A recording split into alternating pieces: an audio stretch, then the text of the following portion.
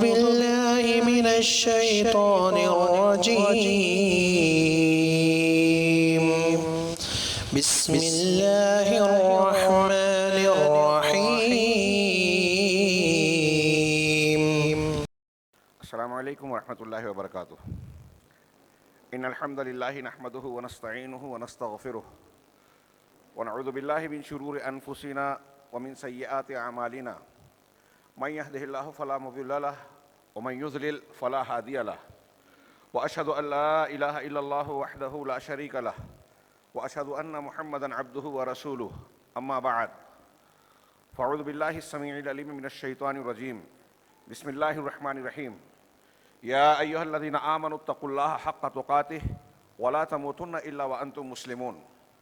يا أيها الناس اتقوا ربكم الذي خلقكم من نفس واحدة وخلق منها زوجها وبث منهما رجالا كثيرا ونساء واتقوا الله الذي تساءلون به والأرحام إن الله كان عليكم رقيبا.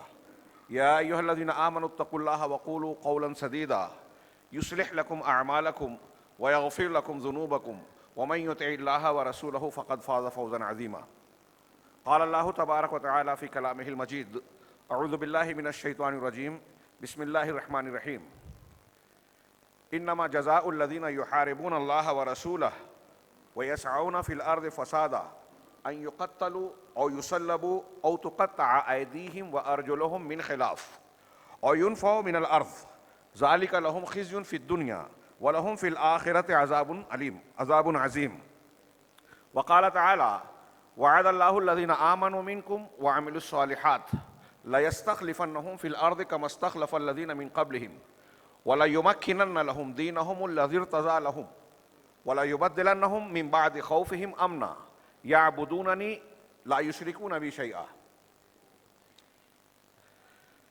اسلامک انفارمیشن سینٹر اور دارالایمن کے ذمہ داران، علماء کرام، میرے بزرگوں، بھائیوں، اسلامی ماؤں اور بہنوں،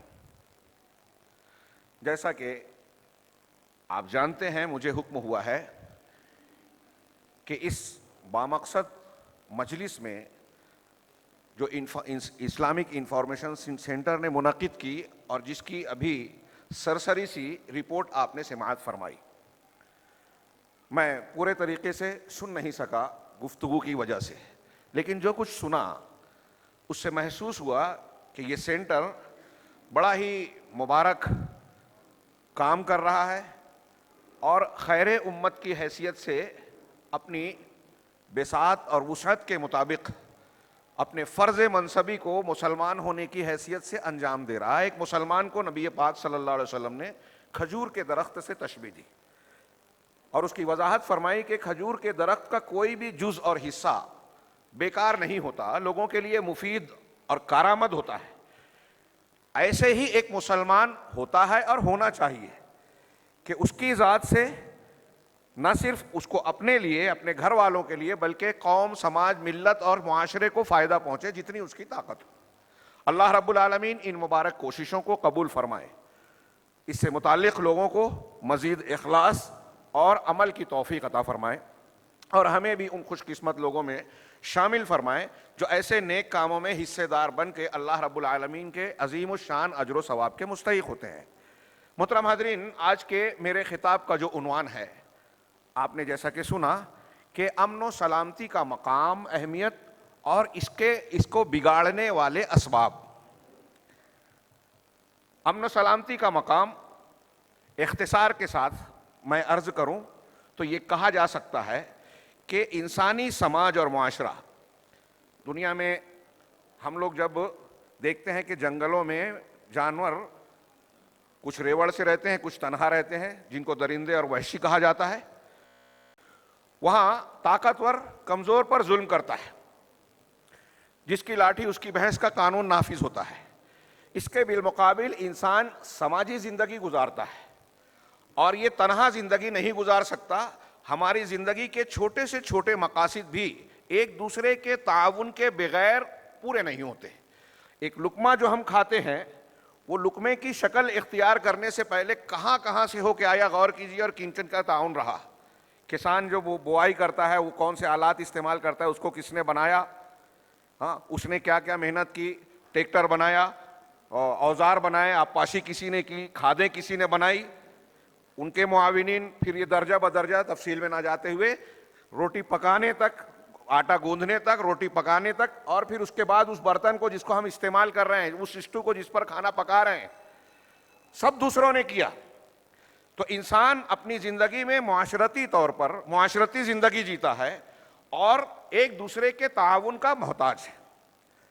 اس معاشرے کو ٹھیک ٹھاک سے چلنے کے لیے سب سے اہم اور ضروری چیز ہے وہ امن و امان کی ہے, امن اور سلامتی کی ہے.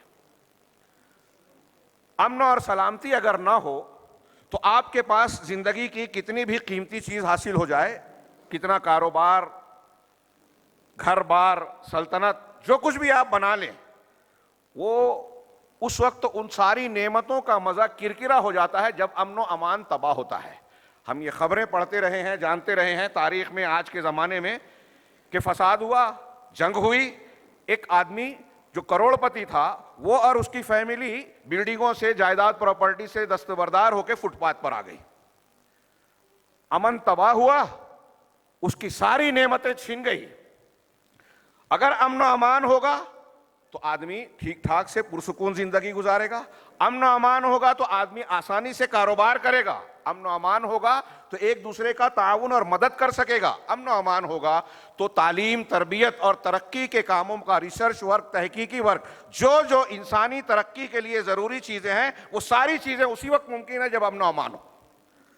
امن نہیں ہے تو کوئی بھی کام اور ترقی کے مراحل کو انسان جو ہے مراحل سے گزر نہیں سکتا, آگے نہیں بڑھ سکتا. اسی لیے جب امن انسانی زندگی اور معاشرتی زندگی کی اولین اور پہلی ضرورت ہے, کھانے پینے سے بھی زیادہ اہم ضروری ہے.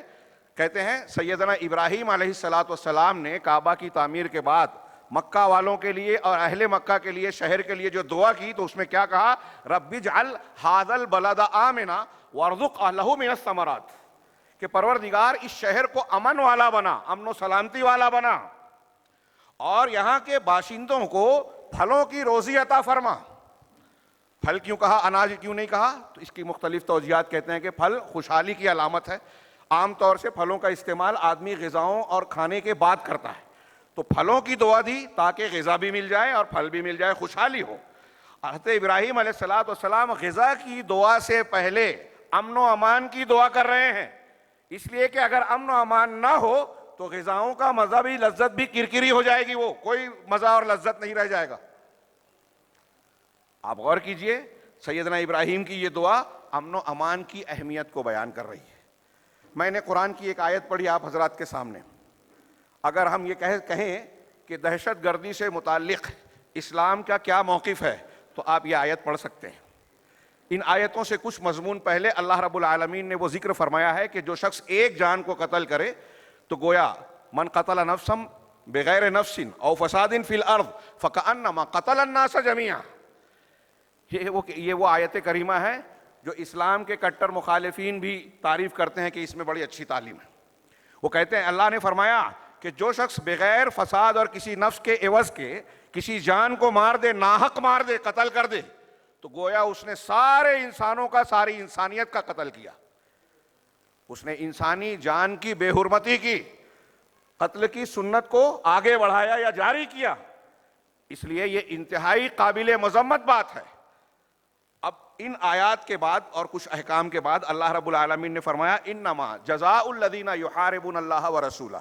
امن و امان کی قدر و قیمت اور مقام اس سے ظاہر کر رہا ہوں اس آیت کے استدلال کر کے, کہ امن و امان کو تباہ کرنا, فساد اور زمین میں جنگ, جدال, دھماکے, انتہا پسندی کے اسباب کو اختیار کرنا, لوگوں میں خوف اور دہشت پیدا کرنا, یہ قتل بلکہ اس سے بھی سنگین گناہ ہے شریعت اسلامیہ کی نگاہ میں, اس سے بھی سنگین گناہ ہے. اس لیے امن کی قیمت اور خوف اور دہشت پھیلانے کی مذمت اس سے آپ ملاحظہ فرمائیں اس کا آیت کریمہ میں, کہ انما جزاء الذین یحاربون اللہ ورسولہ. یقیناً ان لوگوں کی جزا, بدلہ, جو لوگ اللہ اور اس کے رسول سے جنگ چھیڑتے ہیں, ان کے حکم کی مخالفت کرتے ہیں, اس آیت کا ایک پس منظر ہے، بخاری مسلم کی بڑی مشہور حدیث ہے کہ قبیلہ اکل اور اورینا کے کچھ لوگ اسلام قبول کر کے اللہ کے رسول صلی اللہ علیہ وسلم کے جناب میں حاضر ہوئے، اسلام قبول کیا، نو مسلم تھے۔ مدینہ کی آب و ہوا ان کو راس نہیں آئی، بیمار رہنے لگے، پیٹ کی تکلیف ہوئی۔ نبی کریم صلی اللہ علیہ وسلم نے ان کو اس مقام پر بھیجا کہ مدینہ کے باہری حصے میں جو اونٹوں کا زکوٰۃ کے اونٹوں کا باڑا تھا کہ وہاں جائیں، اونٹنی کا دودھ اور پیشاب استعمال کریں۔ ہاں، آج اس کی تحقیق ہو رہی ہے میڈیکل سائنس میں کہ پیٹ کے لیے، پیٹ کے کینسر کے لیے بہت مفید ہے یہ دودھ اور اس کا پیشاب۔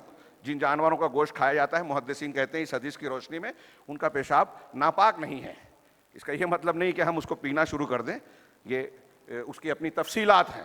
اگر جائز چیزوں میں بھی آپ کو کراہت ہوتی ہے تو آپ چھوڑ سکتے ہیں، ضروری نہیں ہے۔ خیر، تو حضرت اللہ کے رسول نے انہیں وہاں بھیجا۔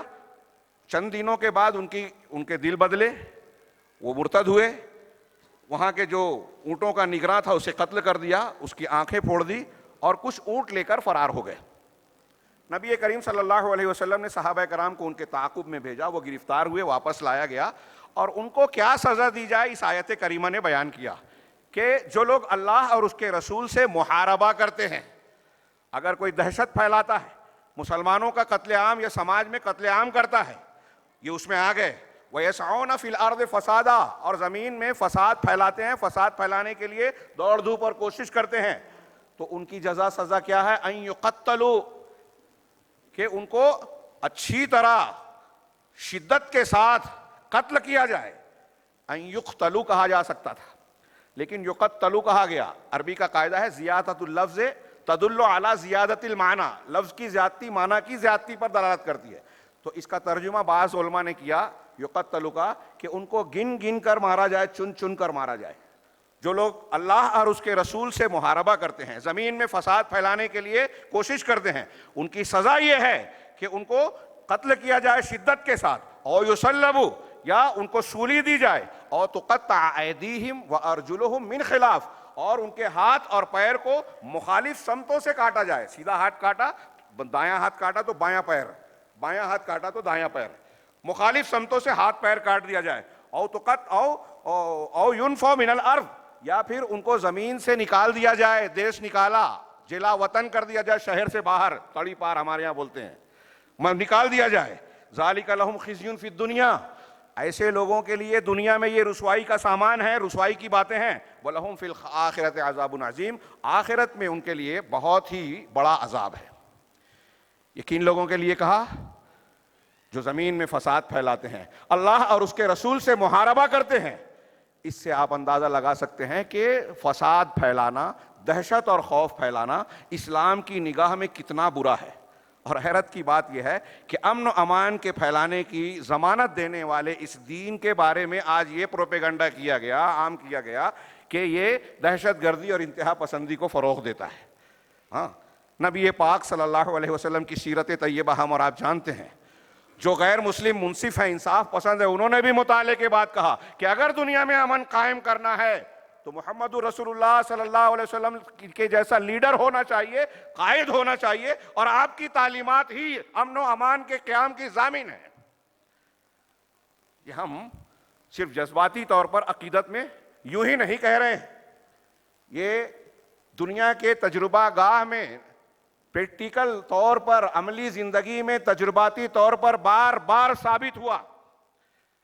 اللہ کے نبی صلی اللہ علیہ وسلم کے زمانے میں دیکھیے، صحابہ، تابعین، تبع تابعین، خلفائے راشدین کے زمانے میں چھوٹ پوٹ واقعات کو لوگ اسلامی تاریخ کو داغدار بنانے کا واقعہ بنا، کربلا کا واقعہ، جمل اور صفین کا واقعہ، پورے عالم اسلام کے کچھ حصوں میں سیاسی بنیاد پر چال بازیوں اور سازشوں کے نتیجے میں یہ واقعات پیش آئے، ورنہ اسلامی حکومت اور ادوار میں جتنا امن و چین اور سکون رہا کبھی نہیں رہا۔ آج بھی جہاں قرآن و حدیث کا نفاذ ہے، اس کی مثال سعودی عرب ہے، جو خلفائے راشدین کے طریقے پر چلنے کی ایک اعلیٰ بہترین مثال ہے، پورے طور پر نہ صحیح لیکن پوری دنیا کے روئے زمین کے نقشے میں ہم دیکھ سکتے ہیں کہ سب سے زیادہ امن و امان وہی ہے۔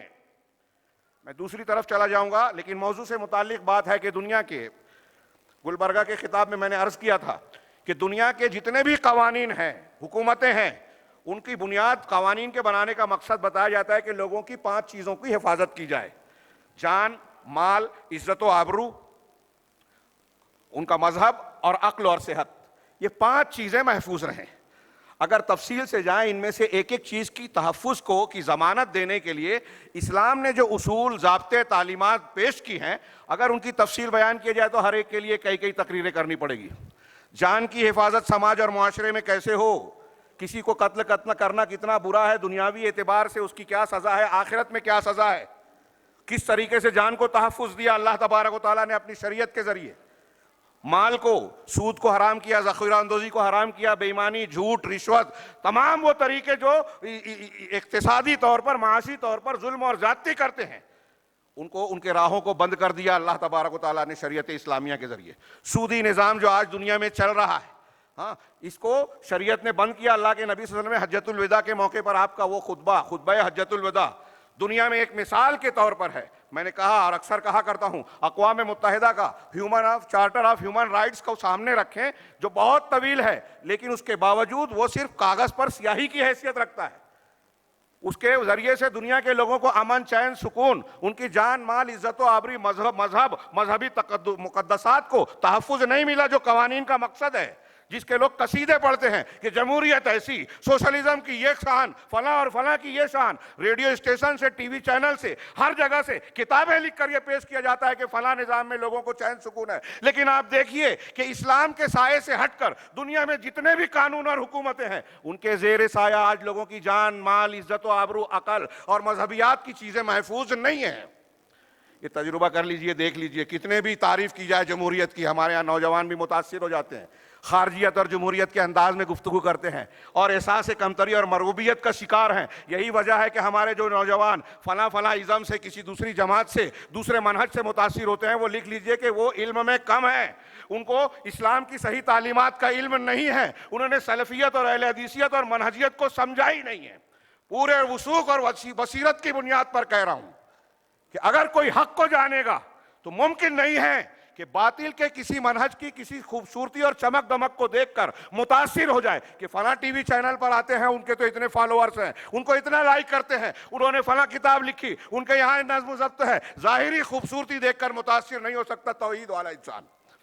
اور جو متاثر ہو رہا ہے، ہمارے نوجوان سن لے، برا لگے، اگر کسی دوسری فکر سے آپ متاثر ہو رہے ہیں تو آپ کا کتاب و سنت اور کی منہجیت کا علم بہت کمزور اور کم ہے۔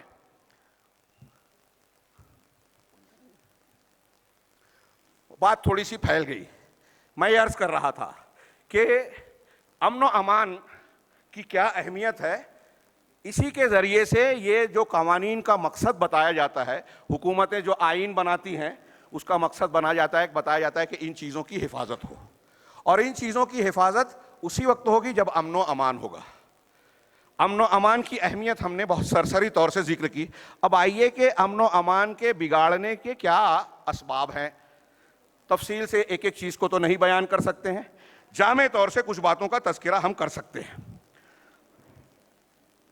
اگر اسلامی شریعہ کے تناظر میں بات کروں تو میرے سامنے علامہ ابن قیم رحمہ اللہ کا ایک اقتباس ہے، آدھے پیج کا اقتباس، لیکن میں سمجھتا ہوں کہ یہ جو ہمارے عنوان کا دوسرا پہلو ہے کہ امن و امان کو بگاڑنے کے کیا اسباب ہیں، یہ آدھے پیج کو اگر ہم نے سمجھ لیا تو اس میں اجمالی طور پر سارا مضمون آ گیا، تقریر مکمل ہو جائے گی۔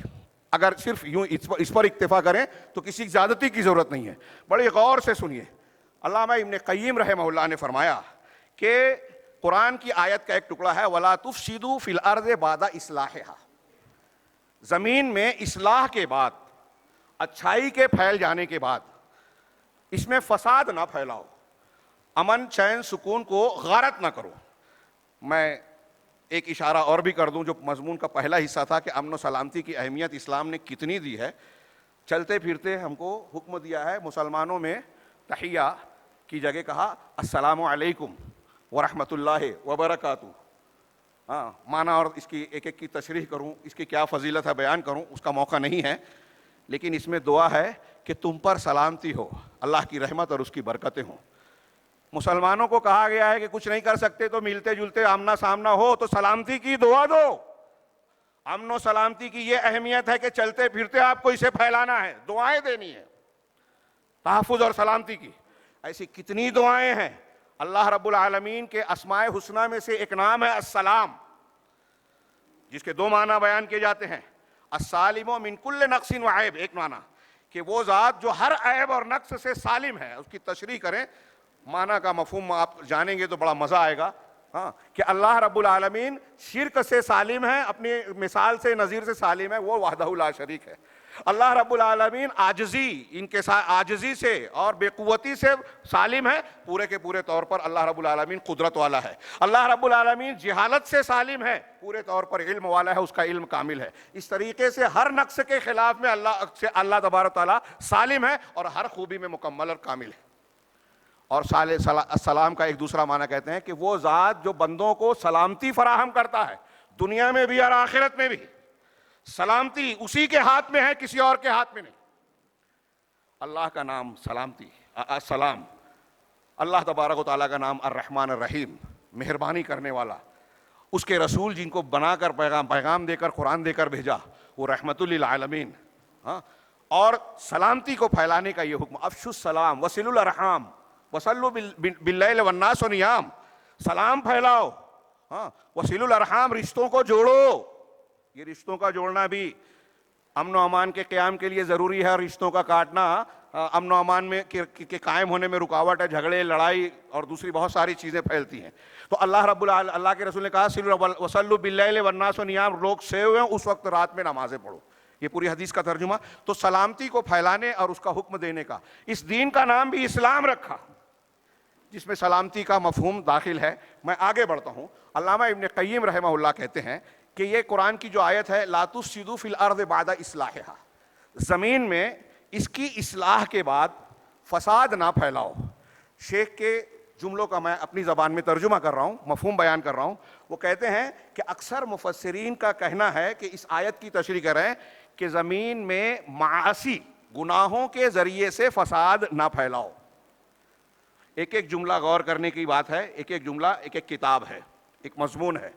کہا وَالدُّعَاءِ إِلَىٰ غَيْرِ طَاعَةِ اللَّهِ، اور زمین میں فساد نہ پھیلاؤ. کیا کر کے؟ اللہ کے علاوہ کسی دوسرے کی اطاعت کی طرف دعوت دے کر.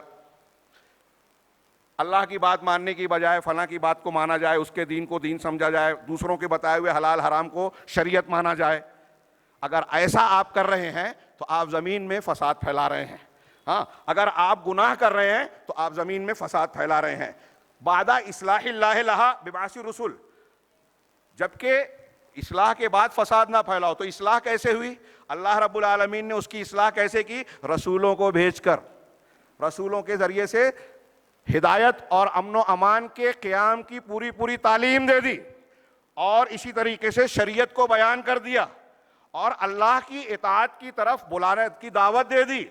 رسولوں کے ذریعے سے اصلاح کی، اور اس رسول کی تعلیم اور دین کی تعلیم کیا کہہ رہی ہے کہ صرف اللہ کی اطاعت کی جائے، دین اور حکم اس کا مانا جائے. اور آگے شیخ کہتے ہیں اس لیے فإن عبادت غیر اللہ، اس لیے کہ غیر اللہ کی عبادت کرنا اور اللہ کے علاوہ دوسرے کی طرف دعوت دینا، اس کے ساتھ شرک کرنا، یہ زمین میں سب سے عظیم فساد ہے، زمین میں سب سے بڑا فساد ہے. بلکہ حقیقت میں جو زمین کے اندر جو فساد ہوتا ہے وہ اسی وجہ سے ہوتا ہے، اللہ تعالیٰ کو کے ساتھ دوسروں کو شریک ٹھہرانے اور اللہ کے حکم کی مخالفت کرنے کے ذریعے کی وجہ سے ہوتا ہے. یہ جو میں بیان کر رہا ہوں، اور میں نے شروع میں دعویٰ کیا کہ یہ آدھا پیج اگر ہم سمجھ لیں تو مضمون مکمل ہو جائے گا، سمجھ جائیں گے آپ اجمالی طور پہ.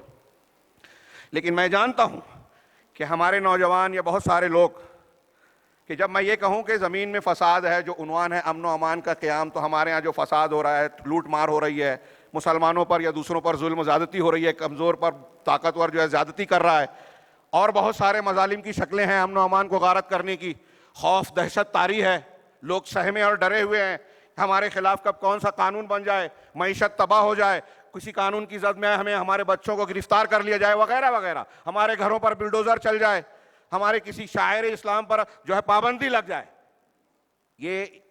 ان چیزوں کا تعلق اس سے ہمیں لاجیکل سمجھ میں نہیں آتا، لیکن لاجیکل ان کا تعلق گہرا ہے. اگر آپ کے یہاں شرک پایا جا رہا ہے، اگر آپ اللہ اور اس کے رسول کے حکم کی مخالفت کر رہے ہیں، تو یہی بنیادی طور پر زمین میں فساد پھیلانے کی بنیاد، بلکہ سب سے بڑا فساد ہے. اب سارے مصیبتوں کا دروازہ کھل گیا جب آپ نے شرک اور کفر کیا. اچھی طرح دماغ میں بٹھائیں, تھوڑی وضاحت آگے ہوگی انشاءاللہ. چنانچہ کہہ رہے ہیں کہ شرک کرنا اور غیر اللہ کی طرف دعوت دینا. یہاں میں تشریح نہیں کر پاؤں گا, شاید موقع نہ ملے.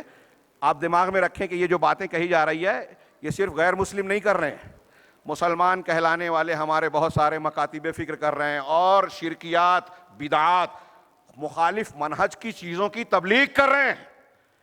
کسی دوسرے منحرف منہج سے جڑ جاتے ہیں ہمارے نوجوان, اور جو اہل حق ہیں توحید کی خالص دعوت دے رہے ہیں اس کی مخالفت کرتے ہیں. پورے سوشل میڈیا پہ دیکھ لیجئے, سعودی عرب کی مخالفت, تحریکیت, رافضیت, ان کی موافقت, جتنے لوگ یہ کر رہے ہیں, جتنے لوگ یہ کر رہے ہیں, وہ میں ایسا مانتا ہوں پوری ذمہ داری کے ساتھ علی وجہ البصیرہ دلائل کی بنیاد پر کہ وہ لوگ منہج نہیں جانتے, دین توحید کو نہیں سمجھا ہے. توحید کی بنیاد پر ولا اور برا, کس سے رشتہ جوڑنا ہے, کس کی تائید کرنا ہے, کس کی مخالفت کرنا ہے, اس اصول کو انہوں نے جانا ہی نہیں ہے. اگر ولا اور برا اور توحید کو سمجھ لیں تو کوئی کتنے بھی خوبصورت نعرے دیوے, بظاہر کتنے بھی چمک دمک دکھائی دیوے, ہے نا. میں بار بار کہتا ہوں, خارجیوں کا اللہ کے رسول نے تذکرہ کر کے کہا کہ ان کی نماز, روزہ, حج وغیرہ ان کے جو عبادتیں ہیں ان کے سامنے تم اپنی تلاوت نماز کو کمتر سمجھو گے, لیکن وہ دین سے ایسے نکل جائیں گے جیسے تیر شکار کو چھید کر باہر نکلتا ہے. میں یہاں سمجھانے کے لیے کہتا ہوں, یہ پہلی بار نہیں بار بار کہا کہ ایسا شخص جو خارجیوں کی علامت اللہ کے رسول نے اس حدیث میں بیان کی, بخاری مسلم کی متعدد روایت ہے, ایسا شخص اگر آج ہمارے سماج معاشرے میں آ جائے تو لوگ کتنی بحثیں کریں گے, سوشل میڈیا میں کتنا وقت ضائع کریں گے کہ ارے وہ تو بہت پہنچا ہوا ہے, وہ نیک ہے, اس کا ساتھ دیں گے. آج تو ایسا دور ہے جہالت کا کہ کوئی سڑا گلا آدمی بھی نبوت کا دعویٰ کر دے تو 4-6 اس کو مل ہی جاتے ہیں اس کی مطابقت کرنے والے.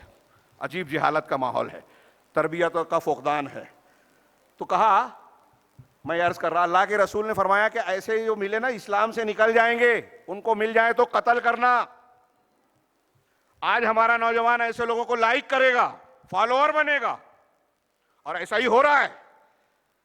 آپ دوستی دشمنی کس کا ساتھ دینا چاہیے, کس منہج سے جڑنا چاہیے, کس تنظیم اور جماعت سے وابستگی ہو, کس سے وابستگی نہ ہو, اس کے لیے صحیح اصول ضابطے جانیں, علماء ربانیین کی طرف رجوع کریں. بہت بڑا فتنہ ہے یہ, آپ اور ہم سمجھے نہ سمجھے. میں نے جمعہ کا خطبہ دیا کہ ہم اپنی زندگی کو سنجیدگی سے سیریسلی لے ہی نہیں رہے ہیں. یہ مذاق نہیں ہے, یہ ہماری زندگی ایک موقع ہے, اسی کی بنیاد پر ہماری تعمیر اور تخریب کی بنیاد ہے, اور اسی کی بنیاد پر آخرت کی تعمیر اور تخریب ہونی ہے. ہم اس کو لائٹلی لیتے ہیں. ایک بات ہماری سمجھ میں آ گئی, دنیا کے لوگ دلائل سے سمجھا رہے ہیں, سمجھ میں آتا ہی نہیں ہے, ماننے کو تیار ہی نہیں ہے. اگر ایسا ہے تو یہ بہت بڑی محرومی اور بدبختی ہے. بہت سارے لوگ اسلام کے نام پر, اسلام پسندی کے نام پر اسلام اور مسلمانوں کو نقصان پہنچا رہے ہیں. اس لیے دین کی بنیادوں کو, صحیح منہج کو سمجھیں اور اس تناظر میں اس عبارت پر غور کریں. علامہ ابن قیم کہتے ہیں کہ غیر اللہ کی طرف دعوت دینا آج مسلمانوں کی, میں ایسا کہہ رہا ہوں, بہت لمبی چوڑی بات کہنا پڑے گی اگر تفصیل میں جاؤں, کہ روئے زمین پر اہل الحدیث کے علاوہ کسی کی دعوت میں یہ بات کی خوبی آپ کو نہیں ملے گی.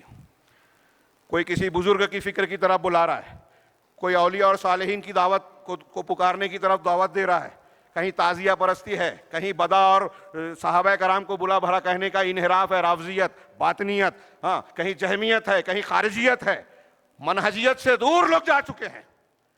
تو جو لوگ قرآن و حدیث کی فکر کے علاوہ کسی کی طرف بلا رہے ہیں وہ غیر اللہ کی طرف دعوت دے رہے ہیں. تو غیر اللہ کی طرف دعوت دینا یا اللہ کے علاوہ کسی اور کو معبود بنانا, قائم کرنا, یا رسول اللہ صلی اللہ علیہ وسلم کے علاوہ کسی اور کو مطاع بنانا, ایک جملہ سمجھ لیں تو میں سمجھتا ہوں کہ ہمارا ملنا اللہ نے قبول کر لیا. اللہ کے رسول کے علاوہ کسی اور کی کو اطاعت کا وہ درجہ دینا جو رسول کا درجہ اللہ نے مقرر کیا ہے.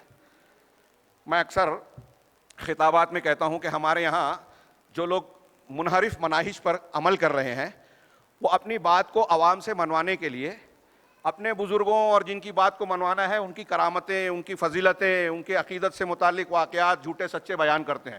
ارے وہ تو اتنے سال تک عشاء کے وضو سے فجر اور فجر کے وضو سے عشاء پڑھتے رہے, وہ تو ہوا میں اڑتے تھے, وہ پانی پہ چلتے تھے, وہ کرامت کھیلتے تھے, وہ جوش میں جذبے میں آ گئے تو ایسا کر دیا. یہ صحیح ہے یا غلط, اس سے قطع نظر. سوال یہ ہے کہ اگر وہ ایسے تھے تو آپ کہنا کیا چاہتے ہیں؟ کوئی ہوا میں اڑے تو رسول کا درجہ دے دیں؟ میں آپ سے سوال کر رہا ہوں. اللہ کے نبی صلی اللہ علیہ وسلم نے رسول کو کے بارے میں ہم سے کہا ہے ما اتاکم الرسول فخذوہ وما نہاکم عنہ، جو رسول دیں لے لو، جس سے منع کر دے رک جاؤ.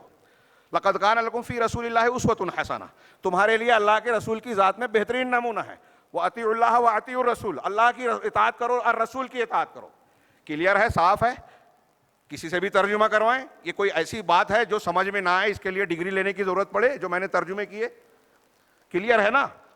اب اس کے بعد اللہ کے رسول کو کے بارے میں اللہ نے کہا ان کی اطاعت کرو، تمہارے لیے نمونہ ہے، جو دیں لے لو، جس سے منع کر دے رک جاؤ. اب آدمی آگے کہتا ہے کہ فلاں بزرگ جو ہے ہوا میں اڑتے تھے، پانی پہ چلتے تھے، آگ میں بیٹھ کر لیٹ کر ہنس کر بات کرتے تھے.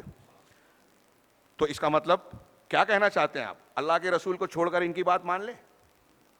آپ کا دین عقیدہ ان سے لے، عبادت ان کی کریں، ان کی تقلید کریں، ان کے سلسلے کو قبول کر لیں، رسول اللہ صلی اللہ علیہ وسلم کے طریقے کو چھوڑ دیں؟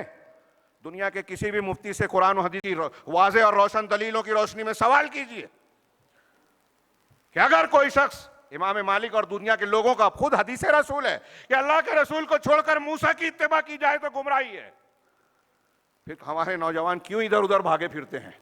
جہاں جائیں شکایت، ہمارے نوجوان فلاں جماعت سے متاثر ہیں، ان سے وابستہ ہیں، اس تنظیم سے جڑ گئے. آپ کو منہج حق، منہج کتاب و سنت میں کمی لگی؟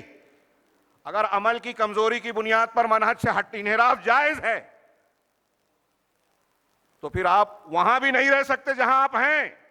وہاں تو عقائد کی خرابیاں ہیں، عمل کی خرابیاں. سعودی عرب پر آپ تنقید کرتے ہیں، توحید اور سنت مخالفین کو بھی اعتراف ہے کہ وہاں شرک اور بدعت نہیں ہے. شرک اور بدعت، انبیاء کی دعوت کی بنیاد کیا تھی؟ توحید کی تعلیم، شرک سے ممانعت، رسول کی اتباع، رسول کی مخالفت کی ممانعت. یہی تو بنیاد ہے. یہ بنیاد اگر کسی کے پاس ہے اور اگر اس سے کوئی خطا غلطی ہو رہی ہے نا تو اسلامی دائرے میں اس کی اسلامی آداب کے ساتھ اصلاح کی جائے گی. سوشل میڈیا پہ تنقید نہیں کی جائے گی، یہ طریقہ نہیں ہے. اور اس سے ناراض ہو کے دوسری تنظیموں سے وابستہ نہیں ہوا جائے گا. اگر آپ ایسا کر رہے ہیں تو آپ ظلم کر رہے ہیں اور زمین میں فساد پھیلا رہے ہیں. زمین میں فساد پھیلانے کی بنیاد ہے کہ آپ منہج حق کے مخالف ہو جائیں، صحیح منہج سے ہٹ کر منحرف منہج کو طاقت پہنچائیں. آپ صحیح کے مخالف، صحیح سے آپ نے اپنے آپ کو کاٹ لیا، غلط سے جوڑ لیا. قرآن حدیث کہہ رہی ہے کہ آپ شریعت اور رسول کی مخالفت اگر کر رہے ہیں تو آپ فساد پھیلا رہے ہیں. تو زمین میں جو ہمارا عنوان ہے، امن سلامتی کے قیام کی ایک بہت بڑی رکاوٹ ہے کہ لوگ اللہ کے علاوہ دوسروں کے دین کی طرف دعوت دیں، رسول کی بجائے دوسروں کے منہج مسلک کی طرف دعوت دیں، ان کے طریقے پر چلیں، قرآن و حدیث اور صحابہ کے منہج کو چھوڑ کر دوسرے مناہج کو اختیار کریں. تو اب علامہ ابن قیم کی عبارت کو آگے بڑھاؤں. وہ کہتے ہیں کہ رسول کو اللہ کو چھوڑ کر کسی اور کو معبود بنانا، رسول کو چھوڑ کر کسی اور کو آپ کے جیسا اطاعت کا مقام دینا، یہ زمین میں سب سے بڑا فساد ہے. ولا صلاح لها ولا لأهلها، کہہ رہے ہیں کہ زمین کے لیے اور زمین کے باشندوں کے لیے کوئی اچھائی، صلاح اور خوبی نہیں ہے مگر اسی صورت میں کہ اللہ اکیلا ان کا معبود مطاع ہو. دنیا کے لوگ یہ مانیں کہ اللہ اکیلا عبادت کے لائق ہے اور کوئی نہیں ہے، اسی کی اطاعت ہونی چاہیے، اسی کی شریعت پر عمل ہونا چاہیے. وَالدَّعْوَةِ لَهُ لَا لِغَيْرِهِ، اور اسی کی طرف دعوت دی جائے، اللہ کے رسول کے، اللہ کے علاوہ کسی اور کی طرف دعوت نہ دی جائے. وَالطَّاعَةِ وَالِاتِّبَاعِ لِرَسُولِهِ لَيْسَ إِلَّا، اللہ ابن قیم کہتے ہیں کہ اور اللہ کے رسول کی اطاعت کی جائے، انہی کی اتباع کی جائے، اس کے علاوہ کسی اور کی نہیں. ہاں، کسی اور کی بات کب مانیں گے ہم؟ امام ہو، بزرگ ہوں، پیر صاحب ہوں، ابا ہوں، دادا ہوں، فلاں ہوں، کب مانیں گے؟ کہا کہ اللہ کے علاوہ، رسول کے علاوہ کسی اور کی بات اس وقت ماننا واجب ہوگی جب وہ رسول کی اطاعت کا حکم دے. میں اگر آپ سے کہوں یہ کام کرو تو آپ کو ماننا ضروری نہیں ہے. میں سے مراد صرف میں نہیں، کوئی بھی عالم و دنیا کا، آپ کے لیے ضروری نہیں ہے. لیکن میں اگر آپ سے یہ کہوں کہ اللہ نے قرآن میں یہ کہا، رسول اللہ صلی اللہ علیہ وسلم کی صحیح ثابت شدہ حدیث یہ ہے، آپ نے یہ حکم دیا، تو اب آپ اسے مان رہے ہیں تو میری نہیں مان رہے ہیں. امام بخاری نے حدیث نقل کی، ہم امام بخاری کی نہیں مان رہے ہیں، ان حدیثوں کو مان رہے ہیں جو انہوں نے نقل کیا، ثقاحت کے ساتھ، وثوق کے ساتھ، قابل اعتماد ذرائع سے. اگر امام بخاری کوئی بات کہتے ہیں تو ہم اختلاف کر سکتے ہیں کہ ان کی بات صحیح ہے یا غلط، قرآن و حدیث کے مطابق ہے تو صحیح سراخوں پر، قرآن و حدیث کے خلاف ہے تو ہم رد کر دیں گے، اللہ اور رسول کی بات مانیں گے، اس لیے کہ اس کو ماننے کا حکم دیا گیا ہے۔ ان کی مخالفت کرنے پر عذاب ہے، ظلم ہے، زمین میں فساد ہے۔ لیکن اگر دنیا کی کسی اور شخصیت کی بات کو ہم نے چھوڑ دیا تو یہ فساد اور ظلم نہیں ہے۔ شیخ علامہ ابن قیم کہتے ہیں کہ جو شخص رسول کے حکم کی اطاعت کا حکم دے اس کی اطاعت واجب ہے، چنانچہ اگر کوئی بھی شخص اللہ کے رسول کی نافرمانی کا حکم دے وہ امرا فاذا امر بمعصیتہ وخلاف شریعتہ، اگر کوئی اللہ کے رسول کی معصیت کا حکم دے یا اس کی شریعت کی مخالفت کا حکم دے تو فلا سمع ولا طاعہ، فلا سمع لہ ولا طاعہ، اس کی سمع و طاعت نہیں کی جائے گی، اس کی بات نہیں سنی جائے گی، اس کی بات نہیں مانی جائے گی۔ یہ ایک جملہ وہ نوجوان سمجھیں جو اپنے آپ کو اہل الحدیث کہہ رہے ہیں کہ ہم قرآن و حدیث کو ماننے والے ہیں، لیکن فلاں تنظیم سے، فلاں منہج سے، فلاں فکر سے، فلاں مفکر کی فکر سے متاثر ہو کے اہل حدیث اور مسلک اہل حدیث پر تنقید کرتے ہیں۔ مسلک اہل حدیث آپ جو تنقید کرتے ہیں، میں یہ نہیں کہتا کہ یہاں ساری چیزیں ٹھیک ٹھاک ہے، منہج، عقیدہ، فکر اور اصول یہاں کوئی غلط نہیں ہے۔ تعامل اہل الحدیث اس کو ماننے والوں میں غلطیاں ہو سکتی ہے، خامیاں ہو سکتی ہے، اور ہے، ان خامیوں کی بنیاد پر آپ منہج کے خلاف جائیں، یہ جائز نہیں۔ اللہ کے رسول یہ کہہ رہے ہیں آگے نتیجے کی بات، 2 لائن ہے، بہت غور سے سنیے، پورا مضمون ہمارا سمٹا ہوا ہے۔ وَمَن تَدَبَّرَ أَحْوَالَ الْعَالَمِ، جو شخص عالم کائنات کے معاملات پر غور کرے گا، وجد، وہ پائے گا، كُلَّ صَلَاحٍ فِي الْأَرْضِ فَسَبَبُهُ تَوْحِيدُ اللَّهِ وَعِبَادَتُهُ وَطَاعَةُ رَسُولِهِ، کہ دنیا میں جو بھی اچھائی ہے، خیر ہے، امن اور سلامتی ہے، اس کا سبب اللہ کی توحید، اس کی عبادت اور اس کے رسول کی اطاعت ہے۔ اب یہاں مسلمانوں کے دائرے سے نکل کر غیر مسلموں کے دائرے میں بھی چلے جائیے، جمہوریت، سوشلزم، کمیونزم، فلاں ازم اور فلاں مذہب کو ماننے والے، میں تو یہاں تک کہتا ہوں کہ غیر مسلم دنیا کو خود اعتراف ہے کہ ان کے مذہب میں اس بات کی صلاحیت موجود نہیں ہے کہ وہ موجودہ دور میں قانون کی حیثیت اختیار کرے۔ چرچ کے مذہب نے جب سائنس کی تحقیقات سے ٹکراؤ ہوا اور انہیں یہ محسوس ہوا کہ سائنس کی آنکھوں میں آنکھیں ڈال کر ہمارا دین قائم نہیں رہ سکتا، کھڑا نہیں رہ سکتا، تو اپنے دین اور مذہب کو بچانے کے لیے کہہ دیا کہ سائنس الگ ہے، حکومت الگ ہے، مذہب انسان کا نجی اور پرسنل معاملہ ہے۔ یہ کہہ کے اپنے دین کو بچایا، اور اسلامی تعلیمات کی ایک ایک شک اور ایک ایک تعلیم کو وہ عقل اور سائنس کی کسوٹی پہ پرکھنے کی کوشش کرتے ہیں، ہمارے نوجوانوں کو متاثر اور مروب کر کے شکوک و شبہات میں مبتلا کرنے کی کوشش کرتے ہیں۔ لیکن آج تک عقل و فکر، سائنس، منطق اور فلسفہ، جس نے بھی اسلامی تعلیمات کا مقابلہ کیا، آخر میں گھٹنا اسی نے ٹیکا۔ کچھ عرصہ پہلے تک، چند سالوں پیشتر تک، کتنی سائنسی باتیں تھی جو اسلام کے بارے میں اعتراض کی شکل اختیار کرتی تھی، آج وہ سر جھکا کر کہہ رہی ہے کہ نہیں، 1400 سال پہلے قرآن اور سنت نے جو بات بتائی تھی وہ بالکل برحق ہے۔ ہمارے اسلاف نے بغیر سائنسی تحقیقات پر اوپر ایمان لایا تھا، وہ متاثر اور مروب نہیں ہوئے تھے کہ ٹی وی چینل پر اگر گفتگو ہو رہی ہے اور کوئی غیر مسلم اگر اسلام کی کسی تعلیم پر اعتراض کر رہا ہے، حجاب پر، چار شادی پر یا کسی اور چیز پر، تو دب جائیں۔ نہیں، وہ کہتے تھے کہ اللہ کا حکم ہے، وہ حکیم ہے، رسول اللہ صلی اللہ علیہ وسلم نے عمل کیا ہے تو وہ سب سے بہترین دین ہے۔ اور آج تجربات بتا رہے ہیں کہ قرآن و سنت نے جو تعلیمات دی ہے اس سے بہتر تعلیم کہیں ہے ہی نہیں۔ اب ومن احسن من اللہ حکمہ، اللہ تبارک و تعالیٰ سے بہتر فیصلہ کرنے والا کون ہو سکتا ہے؟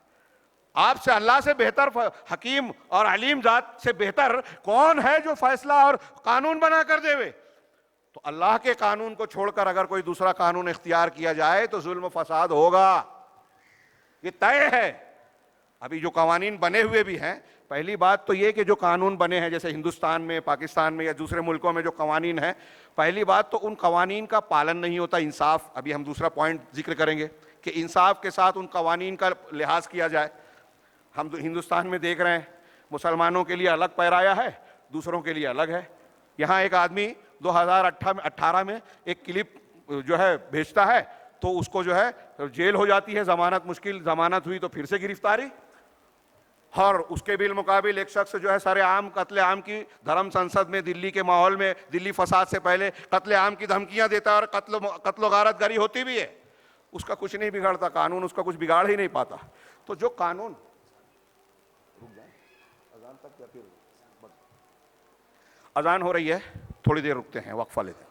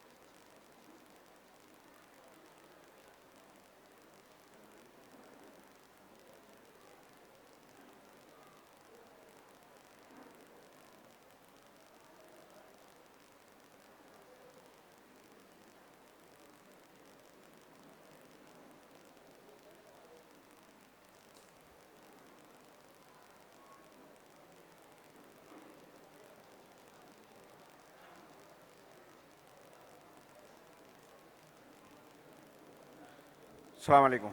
بسم اللہ. ہماری گفتگو قدرے پھیل رہی ہے. میں ایک بات یہ ذکر کر رہا تھا کہ جو قوانین موجود ہیں ان کا پالن کرنا، ان کا نفاذ کرنا خود ایک یہ سوالیہ نشان ہے کہ وہ ایمانداری سے نہیں کیا جاتا، منصفانہ طور سے نہیں کیا جاتا. دوسرا ایک پہلو اس سے بھی بڑا یہ ہے کہ جو قوانین بنے ہیں وہ کتنے منصفانہ اور کتنے صحیح ہیں.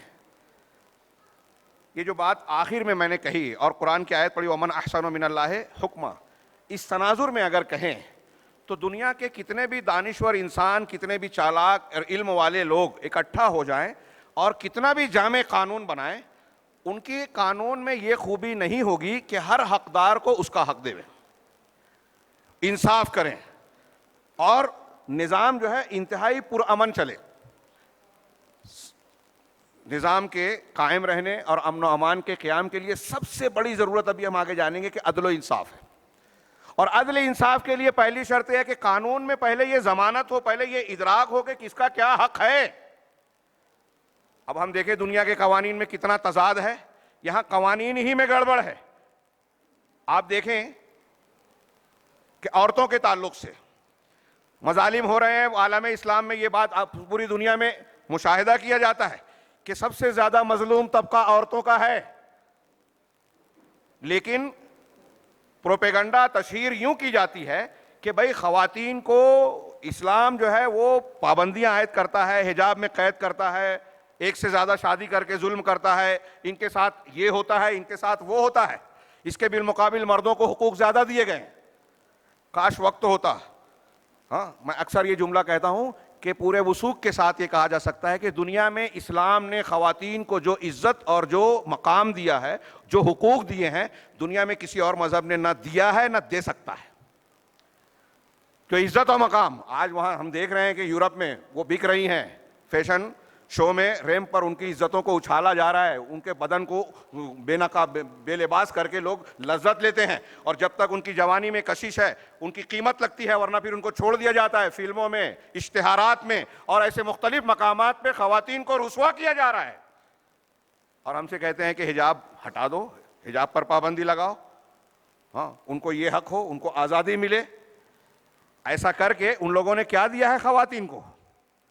آپ دیکھیں یورپ میں آزادی نسواں کی تحریک میں سرگرم رہنے والی خواتین نے آج بڑھاپے میں وہاں سے ہٹنے کے بعد یہ کہا کہ ہم نے اپنی زندگی ضائع کر دی. خواتین کے حقوق کے نام پر ہم نے خواتین کے ساتھ اور ظلم بڑھا دیا. وہ جو آفیسز میں کام کرنے جاتی ہیں ان پر ظلم اور زیادتی ہوتی ہے، ان کی عزتیں محفوظ نہیں ہیں. اور دنیا میں جو جس معاشرے کے لوگ اسلامی معاشرے پر اعتراض کر رہے ہیں، سب سے زیادہ اعتراض غیر مسلم دنیا سے اسلامی مسلمان خاندان پر ہے، عورتوں کے تعلق سے ہے. لیکن ان کے معاشرے کی عورتوں کو اب یہ احساس ہو رہا ہے کہ ہمارے ساتھ استحصال ہوا ہے، اور دنیا میں سب سے زیادہ اسلام قبول کرنے والے سیاہ فام اور عورتیں ہیں. وہ غیر مسلم عورتیں اب یہ اعتراف کر رہی ہیں کہ اسلام میں ہماری عزت ہے، مقام ہے، اور مسلمان عورتوں کو یہ سبق پڑھایا جا رہا ہے کہ آپ کے ساتھ ظلم ہو رہا ہے. اور پھر ان کو رجھا کر ٹی وی چینل پروگراموں کے ذریعے سے، فلموں کے ذریعے سے، نیٹ کے مختلف پروگراموں کے ذریعے سے افکار پھیلا کر، شکوک و شبہات پھیلا کر، اعتراضات کر کے اسکولوں اور کالجوں میں ان کو بہکا کر ان کو ارتداد کی طرف لے جایا جاتا ہے. یاد رکھیے کہ اللہ تبارک و تعالیٰ سے بہتر قانون حقوق دینے والا کوئی ہو ہی نہیں سکتا. اس لیے یہ جو علامہ ابن قیم کا آخری جملہ ہے اس کو غور سے سنیے اور پھر اس کو نافذ کیجئے. میرے پاس وقت بہت کم بچا ہے. کہ دنیا میں آپ دیکھیں گے کہ جو بھی فتنہ اور فساد ہے، بلا ہے، قحط ہے، ہاں، اور دشمنوں کا غلبہ ہے. ہم آج رو رہے ہیں نا، ایسی حکومت بن گئی ہے جو نئے نئے قوانین بنا کر ہمارے عرصہ حیات تنگ کر رہی ہے، گھروں پر بلڈوزر چلا رہی ہے، گرفتاریاں کر رہی ہے، مختلف قسم کے قوانین بنا کر اسلامی احکامات پر پابندی لگا رہی ہے. ابھی مساجد اور مدارس کا نمبر آنا باقی ہے، مسلمان علماء کو نشانہ بنانا باقی ہے. یہ سلسلہ چل رہا ہے اور یہ خطرات منڈلا رہے ہیں اور ہمارے کچھ نوجوان استعمال ہو رہے ہیں اس کا موقع دینے کے لیے. چنانچہ یہ جو سارے فساد ہیں، علامہ ابن قیم کہہ رہے ہیں کہ اس کا سبب رسول کی مخالفت ہے، اللہ اور رسول کی مخالفت ہے اس کا سبب. وَالدَّعْوَةُ إِلَىٰ غَيْرِ اللَّهِ وَرَسُولِهِ، اور اللہ اور اس کے رسول سے ہٹ کر دوسروں کی طرف دعوت دینا. میں نے عرض کیا کہ علامہ ابن قیم کا یہ جملہ آب زر سے لکھنے کے لائق ہے اور لوگوں کو پڑھانے اور سمجھانے کے لیے بہت ضروری ہے. اس تفصیل کا اگر ہم قرآن حدیث کی دلیلوں کی روشنی میں انطباق کرنے جائیں، جیسے مثال کے طور پہ سورہ انفال کے آخر میں اللہ نے فرمایا والذین کفروا بعضهم اولیاء بعض الا تفعلوا تکن فتنة فی الارض وفساد عریض، کہ جن لوگوں نے کفر کیا وہ بعض ایک دوسرے کے دوست ہیں، اولیاء ہیں. اگر تم ان کو ولی بناؤ گے، اپنے اور ان کے درمیان برا اور دوری کا معاملہ نہیں رکھو گے. یہ بھی ہمارے نوجوان سمجھتے نہیں ہیں. کافروں سے برات کا معنی یہ نہیں ہے کہ ہم چلتے پھرتے ہر کسی کو مارنے لگیں، بات بات پر ان سے لڑائی کی بات کریں. یاد رکھیے گا یہ ولا اور برا کو پڑھیے، اسلامی احکامات کو. قرآن کی آیتیں ہیں کہ اللہ ان لوگوں سے جنہوں نے تم کو گھروں سے نہیں نکالا، تم پر ظلم نہیں کیا، ہاں، ان سے حسن سلوک اور انصاف کرنے سے نہیں روکتا. اللہ کے رسول صلی اللہ علیہ وسلم معاملات کیا کیا کرتے تھے، ان سے قرض کا لین دین کیا، تجارت کی، اور بہت ساری باتیں. یہ تفصیلات جاننا ضروری ہے، خاص طور سے آج کے ماحول میں. اس کو نہ جاننے کی وجہ سے نوجوانوں کو بہکایا جا رہا ہے. وہ مسلمانوں کو کافر اور کافروں کو قابل قبول بنا دیتے ہیں اس مسئلے کو نہ سمجھنے کی وجہ سے. یہاں اللہ کہہ رہا ہے کہ اگر یہ صحیح ڈھنگ سے ہم ولا اور برا کو اختیار نہیں کریں، کس سے دوستی اور کس سے دشمنی کرنی ہے اور کس درجے میں کرنی ہے، تو زمین میں فتنہ اور فساد ہوگا. علامہ ابن قیم کی باتوں میں سے ایک دلیل بیان کر رہا ہوں. دین کی کیا اہمیت ہے، اللہ کے رسول صلی اللہ علیہ وسلم کی اس حدیث کو ایک نچلے درجے پر غور کیجئے کہ اللہ کے رسول صلی اللہ علیہ وسلم نے فرمایا کہ اگر کوئی مرد تمہارے گھر کی بیٹی بچی کے لیے ایسے آدمی کا رشتہ آتا ہے جس کے دین اور اخلاق سے تم خوش ہو تو نکاح کر دو. اگر ایسا نہیں کرو گے تو زمین میں فتنہ اور فساد پھیلے گا، تب فساد عریض ہوگا. کیسے؟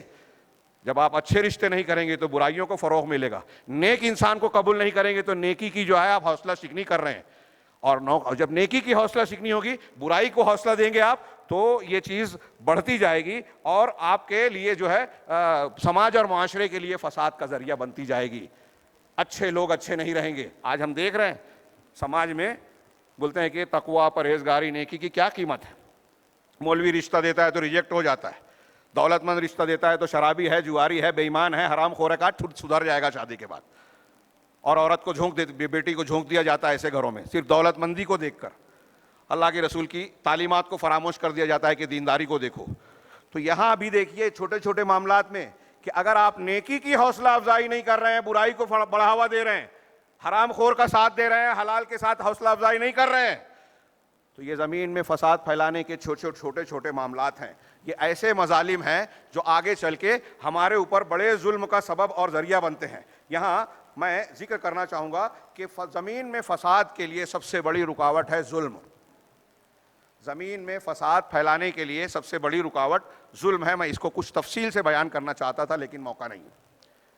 قرآن مجید میں اللہ رب العالمین نے کئی قوموں کا ذکر کیا اور ان کی پکڑ کا. یہاں میرے سامنے آیتیں موجود ہے لیکن وقت اجازت نہیں دے رہا ہے کہ وَكَذَلِكَ أَخْذُ رَبِّكَ إِذَا أَخَذَ الْقُرَىٰ, کہ تمہارے پروردگار کی پکڑ ایسی ہی ہوتی ہے جب وہ بستیوں کو پکڑتا ہے, وَهِيَ ظَالِمَةٌ, جبکہ وہ ظلم کرنے والی ہوتی ہیں.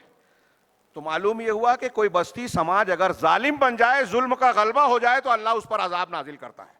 فساد کی سب سے بڑی وجہ ظلم اور زیادتی ہے. قرآن مجید نے جو قصے اور واقعات ہم کو بیان فرمائے, قوم عاد, قوم ثمود, آل فرعون کا جو انجام بتایا, ان کو زمین میں تہس نہس اور نیست و نابود کیا گیا, ان کو مٹانے سے, بڑے عذاب کے آنے سے پہلے جو چھوٹے چھوٹے عذاب آئے, ان کی اللہ اور رسول کی مخالفت, کفر اور شرک اور لوگوں پر ظلم اور زیادتی کا نتیجہ ہے. یہ قرآن کہتا ہے فَكُلًّا أَخَذْنَا بِذَنبِهِ, ہم نے ہر ایک کو اس کے گناہ کے بدلے میں پکڑ لیا.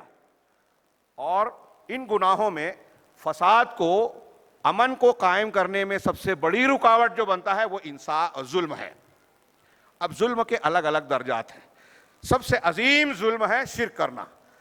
انصاف سے امن قائم ہوتا ہے اور سب سے عظیم انصاف ہے توحید. تو ظلم جس سے فساد کے امن کے راستے میں جو رکاوٹ ہے, وہ سب سے بڑا ظلم جو ہے وہ شرک ہے. اس کی 2-3 دلیلیں میں ذکر کروں. ابھی ہم نے کچھ پڑھا, اللہ رب العالمین نے حضرت ابراہیم علیہ السلام کے واقعے کے ضمن میں جو آگے ذکر کیا کہ حضرت ابراہیم نے توحید سمجھائی قوم کو, اور پھر کہا کہ تم کہتے ہو میں ان سے ڈروں, ان بتوں سے جو مر چکے ہیں, فَكَيْفَ أَخَافُ مَا تُشْرِكُونَ كَمَا أَشْرَكْتُمْ, کہ تم نے جو شرک کیا ان سے میں ڈروں اور تم اس سے نہیں ڈرتے جو اللہ رب العالمین کائنات کو بنانے والا. آ چکے ہیں کیا 15 منٹ سے؟ ہاں, تو وہ ان سے میں کیسے ڈروں.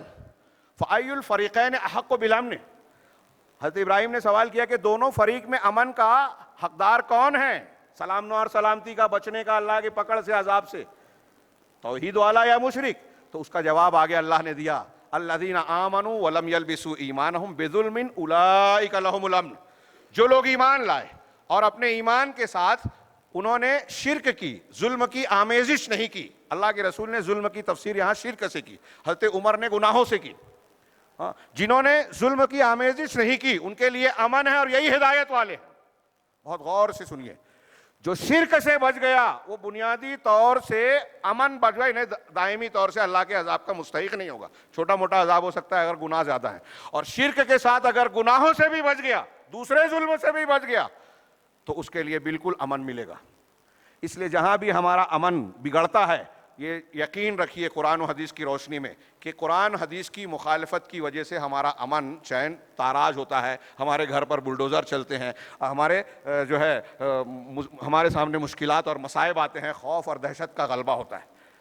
میں نے ایک آیت اور پڑھی تھی سورہ نور کی بہت مشہور, وعد اللہ الذین آمنوا منکم وعملوا الصالحات, تم میں جو لوگ ایمان لائے اور عمل صالح کیا. ایمان, عمل صالح, پورا دین اس میں سمٹا ہوا ہے, اندر اور باہر, باطنی اور خارجی طور پر. کیا اللہ نے وعدہ کیا ہے؟ اللہ کا وعدہ جھوٹا نہیں ہوتا. لَيَسْتَخْلِفَنَّهُمْ فِي الْأَرْضِ, کہ زمین میں خلافت سے نوازے گا. آج کل ہمارے یہاں اقتدار اور حکومت قائم کرنے کی جو نوجوان بات کرتے ہیں, جو متاثر ہوتے ہیں, وہ یہ آیت پڑھیں اچھی طرح سے کہ اللہ رب العالمین نے ہم کو نصب العین یہ نہیں دیا, کسی نبی نے یہ نہیں کہا کہ مجھے حکومت بنانی ہے. اللہ نے وعدہ کیا ہے کہ آپ ایمان عمل صالح پر محنت کیجئے, اللہ حکومت بنا کر دے گا. وَلَيُمَكِّنَنَّ لَهُمْ دِينَهُمُ الَّذِي ارْتَضَىٰ لَهُمْ, اور ان کے اس دین کو قوت اور تمکنت عطا فرمائے گا جن کو اللہ نے ان کے لیے پسند کیا. اسلام کو غلبہ دے گا, ہاں, اس کو اقامت دے گا. اور تیسرا فائدہ کیا بتایا, وَلَا يُبَدِّلَنَّهُمْ مِن بَعْدِ خَوْفِهِمْ أَمْنًا, ان کے خوف کی حالت کو امن کی حالت سے بدل دے گا. امن کے قیام کس سے ہوگا؟ ایمان اور عمل صالح. اس کا الٹا مطلب کیا ہوا کہ اگر آپ ایمان والے نہیں ہیں, اگر آپ عمل صالح والے نہیں ہیں, تو آپ امن کے راستے میں رکاوٹ ہیں. اللہ نے آگے مزید فرمایا کہ یہ کون لوگ ہیں, یعبدوننی لا یشرکون بی شیئا, کہ یہ میری عبادت کرتے ہیں, میرے ساتھ کسی کو شریک نہیں ٹھہراتے. مطلب شرک کرنے کے صورت میں ان کا امن خوف میں بدل جائے گا, اور توحید اور ایمان کی شکل میں اللہ تعالیٰ خوف کو امن میں بدل دے گا. آج مسلمان ڈرے سہمے ہوئے ہیں, ہم یہاں کسی شکل میں ڈرے ہوئے ہیں, دوسری جگہوں پر دوسرے طریقے سے ڈرے سہمے ہوئے ہیں. اس ڈر اور خوف کی وجہ دشمن نہیں ہے, ان کے ایجنڈے نہیں ہیں, ان کی طاقت اور حکومت نہیں ہے, اس کے ڈر کی وجہ ہمارے گناہ ہیں, ظلم ہے. اللہ رب العالمین نے کہا وَكَذَلِكَ نُوَلِّي بَعْضَ الظَّالِمِينَ بَعْضًا بِمَا كَانُوا يَكْسِبُونَ, کہ اسی طرح ہم بعض ظالموں پر بعض ظالموں کو مسلط کرتے ہیں ان کی کارستانیوں کے نتیجے میں. سمجھ لے ایک آیت، یہ اللہ سورہ انعام کا فرمان ہے. علامہ ابن قیم نے اس کی بھی بڑی پیاری اور لمبی تشریح کی. اس کا خلاصہ انہوں نے بیان کیا کہ اگر آپ اپنے گھر میں ظلم کرو گے، جیسے آپ شوہر ہو بیوی پر ظلم کر رہے ہیں، بیٹی پر ظلم کر رہے ہیں، کمزور ہے وہ بیچاری، یتیم پر ہمارے سماج میں ظلم ہو، کوئی آپ کے کارخانے میں کام کر رہا ہے، آپ اس کا حق نہیں دے رہے ہیں، کمزور مسلمان ہے، اس کے حق کو چھین لیا، اس کی طرف دیکھ نہیں رہے ہیں، تو چھوٹے لوگوں پر اگر آپ اپنے سے نیچے کے لوگوں پر ظلم کر رہے ہیں تو اللہ کہہ رہا ہے کہ اللہ تمہارے اوپر تم سے بڑا ظالم مسلط کرے گا. آج ہمارے اوپر جو حکومت ظلم کر رہی ہے نا، علامہ ابن قیم نے تشریح کی کہ یہ قرآن کہہ رہا ہے، اللہ تعالیٰ فرما رہا ہے کہ اگر ہم نے لوگوں کا حق چھینا تو ہمارے اوپر اللہ ایسے کو مسلط کرے گا جو ہمارا حق قوت سے اس سے زیادہ بے دردی سے چھینیں گے. اگر ہم نے لوگوں کے ساتھ ظلم و زیادتی کی تو ہمارے اوپر ایسا آدمی نہیں آئے گا جو ہم کو انصاف اور اچھائی کا درس پڑھائے اور حقوق ادا کرے. ہم لوگوں کا حق ماریں گے تو ہمارے اوپر والا ہمارا حق مارے گا، یہ طے ہے. علامہ ابن قیم نے بڑا پیارا جملہ کہا کہ ہمارے اعمال ہمارے حکام ہیں، ہم جیسا عمل کریں گے ویسے حکام ہمارے بنیں گے. آج ہمارے اوپر جو ظالم حکومت ہے، یقیناً ہے، ہاں ظلم کر رہے ہیں، گھروں پر بلڈوزر، بے گناہوں کے ساتھ زیادتی، معاشی ظلم اور نہ جانے کون کون سا ظلم ہو رہا ہے. اس ظلم کی وجہ ان سے زیادہ ہم خود ہیں. امن و امان کے قیام میں رکاوٹ ہم بن رہے ہیں. ہم نے توحید کا، رسول کی اتباع کا اور نیکیوں کا سبق خود بھلا دیا، دوسروں کو کیا بتائیں گے. آج عورتیں مظلوم ہیں، اس کی وجہ اس تناظر میں ہم ہیں کہ ہم نے عورتوں کو انصاف اور ان کا حقوق دلانے کی تعلیمات ان تک پہنچائی نہیں. کتنی عجیب بات ہے، وہ پروپیگنڈا کرتے ہیں ظلم ہو رہا ہے، ہماری بچیاں عورتیں جو ہیں مرتد ہو جاتی ہیں یا سن کر اعتراض کرنے لگتی ہیں، ارے پردہ ضروری ہے کیا، ارے یہ دو شادی کی کیسے اجازت ہے، اسلام پر اعتراض کرنے لگتی ہیں. جبکہ غیر مسلم خواتین، ابھی آپ کو میں داونگیرے میں جب تھا، ایک دوستوں نے ایک کلپ بتائی کہ تمل ناڈو کی ایک عورت کو کسی نے جو بھیجا کہ اسلام میں دیکھیے ایسی ایسی تعلیمات ہے دہشت گردی، شدت پسندی کی. اس نے کلپ دیکھ کر اندازہ کیا کہ میں پڑھی لکھی ہوں، یہ تو پروپیگنڈا ہو سکتا ہے، مجھے قرآن پڑھنا چاہیے. قرآن پڑھا، اس کو سمجھ میں آ گیا، اسلام قبول کیا، حج اور عمرہ کر کے آ گئی. حج نہیں عمرہ، اور پھر بیانات دیے. کلپ ہوگی، یہاں ہمارے بھائی موجود ہیں. تو وہ کیا بے وقوف ہیں؟ کیا ہمارے لیے یہ روزمرہ بڑھنے والی گواہیاں نہیں ہے کہ اسلام سچا دین ہے، اسلام عزت و مقام عطا فرماتا ہے، ہر حقدار کو اس کا حق دیتا ہے. موقع ہوتا تو ہم اس اصول ضابطے پہ بات کرتے جہاں کچھ لوگ اعتراض کرتے ہیں وراثت کے اصول اور دوسرے اصولوں پر، وہاں بھی ظلم نہیں ہے. میں عرض کر رہا تھا کہ اللہ تبارک و تعالیٰ یا امن و امان کے قیام میں سب سے بڑی رکاوٹ ظلم ہے. ظلم میں سب سے اعلیٰ ظلم ہے شرک، اور پھر اس کے بعد عام حقوق. جیسا کہ میں نے دوسری آیت بیان کی، اسلام عدل و انصاف کی تعلیم دیتا ہے، اتنی زبردست دیتا ہے. اس پر مستقل آپ خطابات سنتے ہوں گے، مستقل گفتگو کرنے کی اور کتاب لکھنے کی ضرورت ہے. ہر حقدار کو حق اگر کسی نے دیا تو اللہ کے دین نے دیا، اور مسلمانوں نے جب دین کو نافذ کیا تو جتنا امن و سکون قائم ہوا دنیا میں کوئی حکومت اس کی مثال پیش نہیں کر سکتی. میں تو کہتا ہوں موجودہ حکومت کو، RSS کے ایک صاحب گفتگو کر رہے تھے، میں نے کہا کہ ان کو حکومت کرنے کا ڈھنگ ہی نہیں ہے. عدل کرنے کے لیے سب کو قانون کی نظر میں مساوات ایک نظر سے دیکھنا، عدل و مساوات بہت قریب قریب ہے. اب یہاں یہ معاملہ ہے کہ مذہبی طور سے وہ خود اپنے مذہب کے لوگوں کو نچلی ذات مان کے ان کو حقوق انسانی دینے کے لیے تیار نہیں ہے. زبانی دعوے جو بھی کریں وہ دوسروں کو کیا دیں گے، ان کو ڈھنگ ہی نہیں ہے.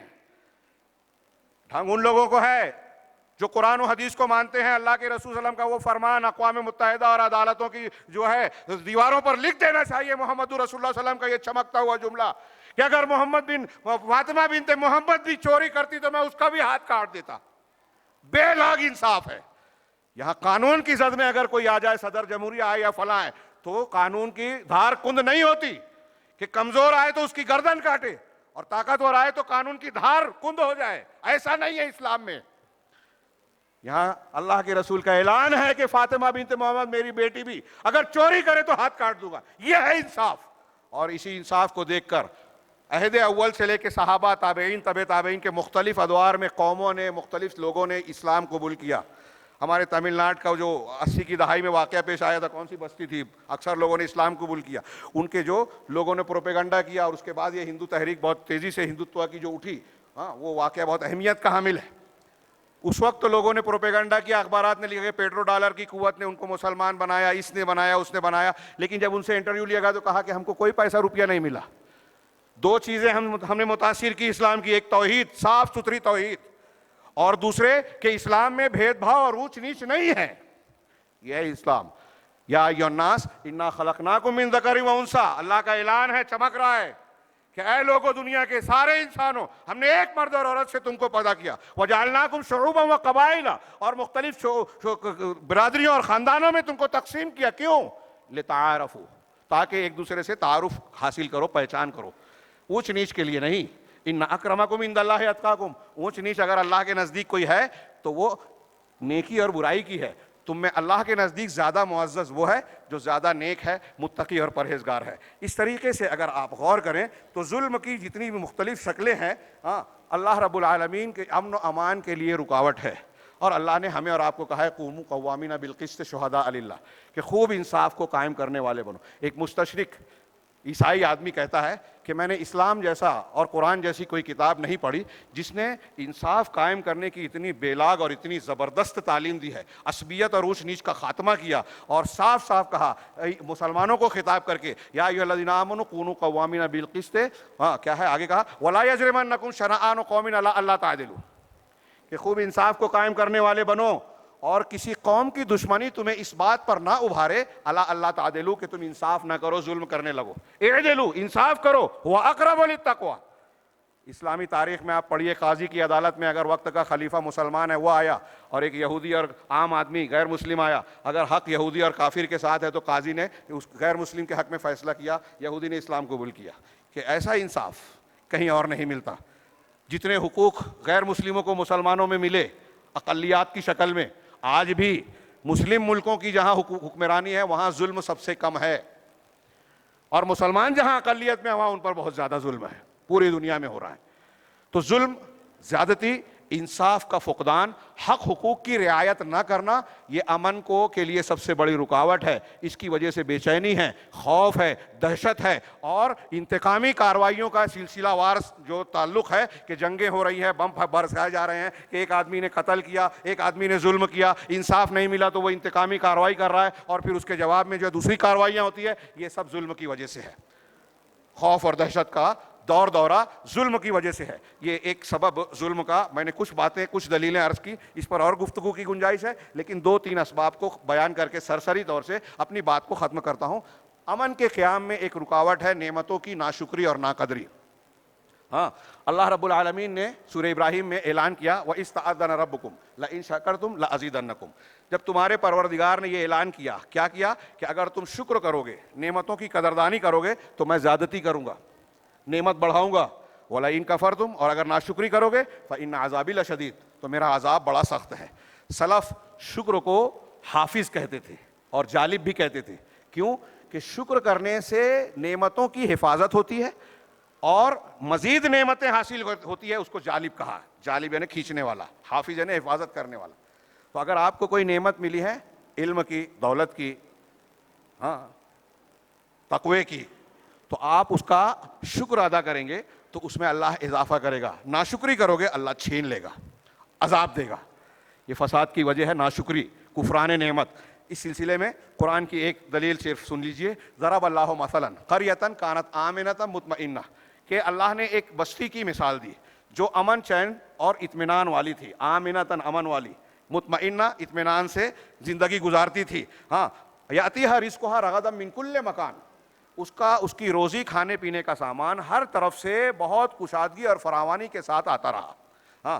فکفرت بانعم اللہ، اللہ نے نعمتوں سے نوازا، روزی مل رہی ہے فراوانی سے، لیکن اللہ کی نعمتوں کا انکار کیا، ناشکری کی، قدر نہیں کی۔ شکر گزاری کی تشریح آپ سمجھتے ہیں، صرف زبان سے شکر ادا کرنا شکر نہیں ہے، دل سے ماننا۔ اللہ کے جب ہم دل سے نعمت مانیں گے تو اللہ کے سامنے جھکیں گے، اور جو نعمت اللہ نے ہم کو دی ہے ہم اس کو صحیح استعمال میں لائیں۔ زبان دی ہے مثال کے طور پہ، تو اس کا صحیح استعمال یہ ہے کہ ہم اللہ کے ذکر کو، اللہ کا ذکر کریں، قرآن کی تلاوت کریں، سچ اور اچھی بات بولیں، اور لوگوں کو اچھائی کا حکم دیں، برائی سے روکیں۔ اگر اسی زبان سے ہم غیبت کرتے ہیں، چغلی کرتے ہیں، دوسروں کی عیب جوئی کرتے ہیں، الزام تراشی کرتے ہیں، لوگوں کو برائیوں کا حکم دیتے ہیں، گندے گانے اور فحش باتیں کرتے ہیں، تو یہ نعمت کی ناشکری ہوئی، زبان کی ناشکری ہوئی۔ اس کا صحیح استعمال، اس کا شکر ہوا. ہاں ہماری مائیں بہنیں بھی سنیں. ہاں اللہ رب العالمین نے عزت و آبرو کی حفاظت کا جو حکم دیا نا، اس میں غیبت، چغلی، ایک دوسرے پر الزام تراشی، اس کو حرام قرار دیا، مردہ بھائی کا گوشت کھانے کے برابر قرار دیا.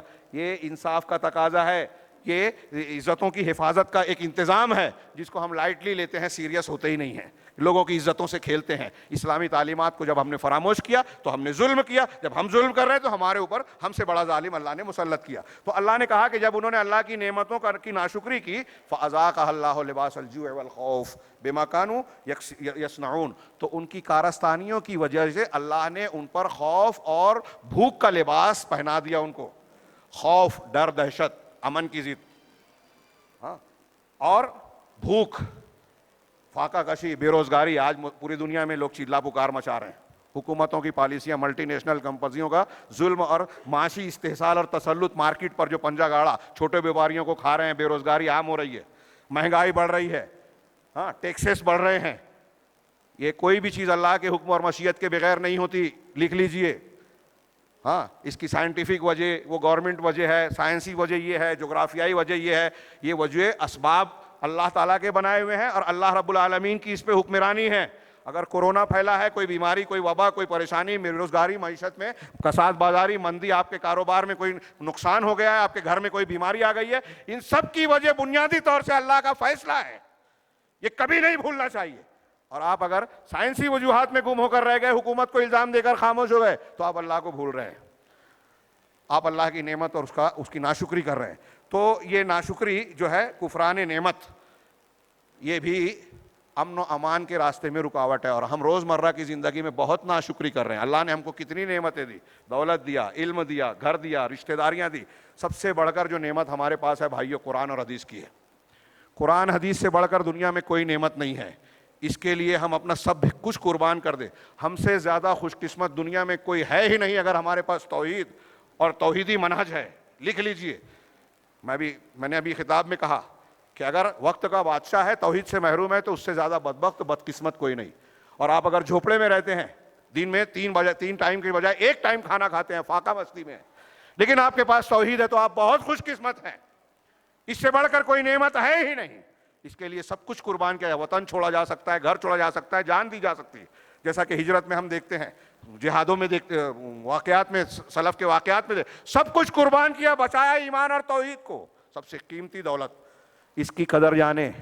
یہ دنیا میں کسی کے پاس نہیں ہے. کسی سے مروب اور متاثر ہونے کی ضرورت نہیں ہے. ہماری جماعت میں اگر کمزوری ہے لیکن منہج اور عقیدہ مضبوط ہے، تو آپ یقین جانیے کہ اس پر آپ جمے رہیے کہ ہم کو یہ سب سے قیمتی نعمت ملی ہے. کسی دوسرے سے مروب اور متاثر ہونے کی ضرورت نہیں ہے. آگے آخری ایک دو باتوں کا ذکر کروں انتہائی اختصار سے، کہ عام گناہ. اب گناہ کو ہم بہت کچھ، جیسے سود ہے، سود لے رہے ہیں. اللہ تبارک و تعالیٰ نے قرآن میں کہا ہے کہ جو اب بھی سودی لین دین کو نہیں چھوڑتا، وہ اللہ اور اس کے رسول سے جنگ کا اعلان کر دے. مسلمان معاشروں میں ہمیں نہیں جانتا یہاں کیا حال ہے. ہمارے یہاں میں جانتا ہوں سود دن بدن بڑھتا جا رہا ہے، سودی لین دین بڑھتا جا رہا ہے. اب جب آپ اللہ اور رسول کو جنگ کا اعلان کر رہے ہیں، تو آپ یہ کیسے کہہ سکتے ہو کہ ہم پر امن، چین، سکون نازل ہوگا، آئے گا، اللہ کی رحمت اور نصرت آئے گی، اللہ اپنی حفاظت میں لے گا؟ آپ کے گھر پر بلڈوزر چلیں گے، نمرود کیا، چھوٹے سے حاکم کی آگ بھی آپ کو جلا دے گی. اور اگر آپ توحید پر ہیں تو کسی نمرود کی آگ کسی ابراہیم کو جلا نہیں سکتی. یہ ہمارا یقین ہونا چاہیے. تو ہمارے لیے تباہی کا سامان سب سے بڑا گناہ ہے. ظہر الفساد فی البر والبحر بما کسبت ایدی الناس. دنیا، زمین اور خشکی میں جو فساد، بگاڑ پیدا ہوا، امن تین غارت ہوا. امن کا ہمارا عنوان یہ دیکھیے، اللہ کہہ رہا ہے کہ فساد کب آتا ہے؟ جب لوگ گناہ کرتے ہیں، لوگوں کی کارستانیوں کی وجہ سے.